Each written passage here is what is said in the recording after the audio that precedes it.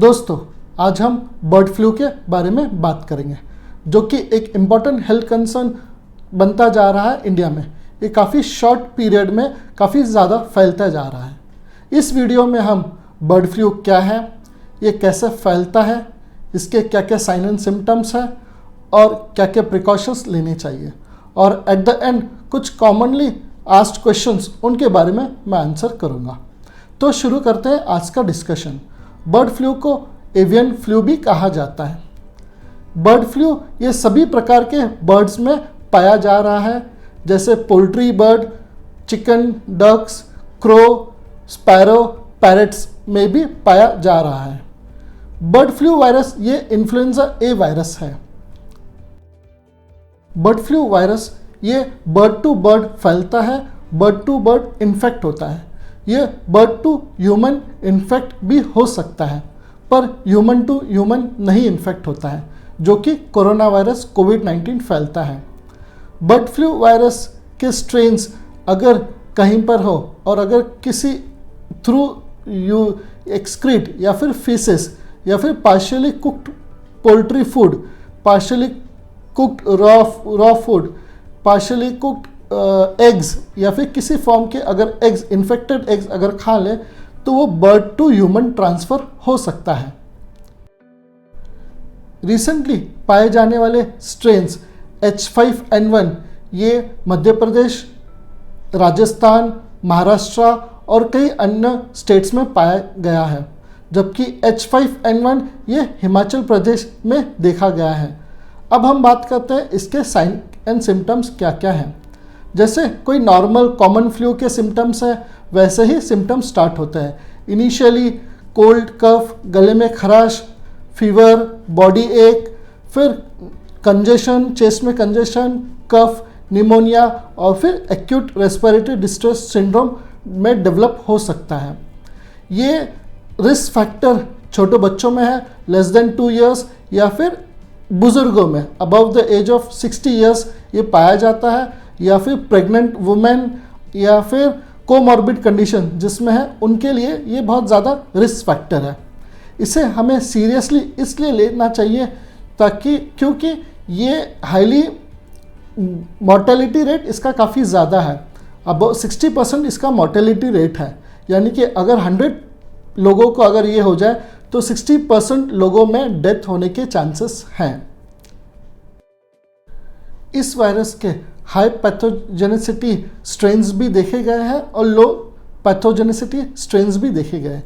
High pathogenicity strains की वजह से ये बहुत ज़्यादा बर्ड्स में ये बहुत रैपिडली फैलता जा रहा है, बर्ड्स में डेथ ज़्यादा होती जा रही है। अगर डेथ होने की वजह से ये ह्यूमन को ट्रांसफ़र होने के चांसेस भी ज़्यादा है और रिस्क भी ज़्यादा है। अब हम बात करते हैं ये ह्यूमन्स में कैसे फैल रहा है। ये ह्यूमन्स में बर्ड के एक्सक्रीट, वायरल इन्फेक्टेड बर्ड के एक्सक्रीट, उनके faeces, partially cooked food, partially cooked egg, meat, उनकी वजह से ये फैलता जा रहा है। अब हम बात करते हैं क्या क्या प्रिकॉशंस लेने चाहिए बर्ड फ्लू के कंडीशन में। सबसे पहले तो पैनिक नहीं होना चाहिए। ये एक कंसर्निंग इश्यूज़ हैं गवर्नमेंट के लिए, अथॉरिटीज़ के लिए, पर हमें एक ज़िम्मेदार नागरिक की तरह हमें अफवाहों पे ध्यान नहीं देना चाहिए और गवर्नमेंट ने जो गाइडलाइंस दी है उसे फॉलो करना चाहिए। जैसे सबको पता है कि ये एक बर्ड फ्लू वायरस है, बर्ड टू बर्ड इन्फेक्ट होता है, तो इसीलिए हमें अननेसेसरी किसी भी बर्ड्स को या पोल्ट्री को, चिकन को नहीं मारना चाहिए। नेचर को रिस्पेक्ट करना चाहिए। खाने के रिलेटेड कंडीशन हो तो मीट जो है वो प्रॉपरली कुक्ड करना चाहिए, प्रॉपरली उसे बॉईल करना चाहिए। जितना हम बॉईल करेंगे उतना ही वो वायरस की डेथ उसमें होती रहेगी। और जहाँ पे भी लाइव पोल्ट्री है वहाँ पे नहीं जाना चाहिए। पोल्ट्री के जो एक्सक्रीटा है, फीसेस है, उनको कंटिन्यूसली साफ़ करते रहना चाहिए। उसमें प्रिकॉशंस, हाइजीन मेंटेन करनी चाहिए।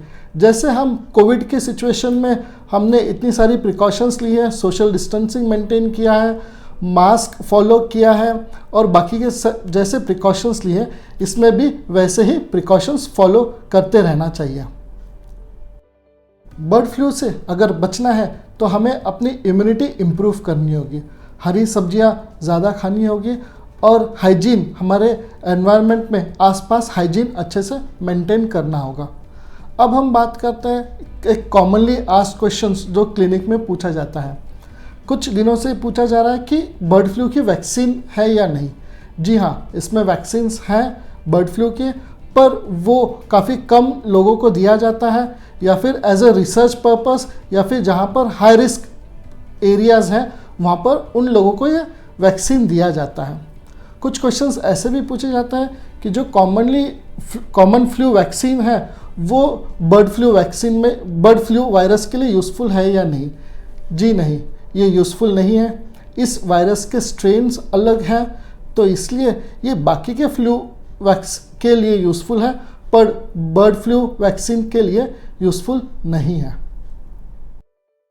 दोस्तों, इस वीडियो में हमने बर्ड फ्लू के बारे में एक बेसिक इन्फॉर्मेशन देने की कोशिश की है।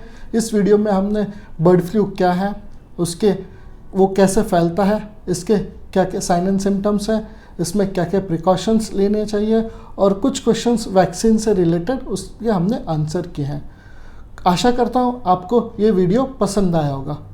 अगर आपको ये वीडियो पसंद है तो आप ये वीडियो लाइक करें, शेयर करें, सब्सक्राइब करें और बेल आइकन बटन दबाना ना भूलें।